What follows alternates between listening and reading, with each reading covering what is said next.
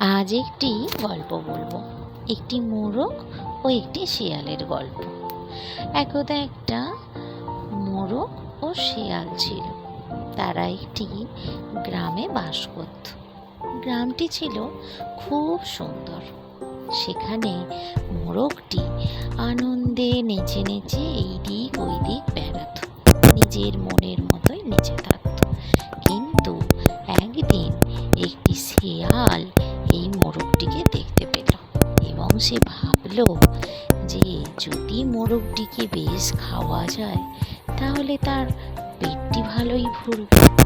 মোরগটি তো এদিক ওদিক নিজের মনেই গ্রামে বেড়াতে থাকলো। এই দেখে শেয়ালটি মোরগের কাছে এলো এবং তাকে খাবার ফন্দি আঁটতে লাগলো। এই ভেবে সে মোরগের পিছন পিছন ঘুরতে থাকলো। মোরগটিও কিন্তু খুব চালাক ছিল, সে সব বুঝতে পারলো। তাই সে শেয়ালকে একটি বড় খাদের কাছে নিয়ে গেল এবং শেয়ালটিকে সেই খাদেতে ফেলে দিল। শেয়ালটি কোনো রকমে খাদ থেকে উঠে নিজের বনে ফিরে গেল আর মোরগটি আনন্দে নাচতে থাকলো। এর থেকে কি বোঝা যায়?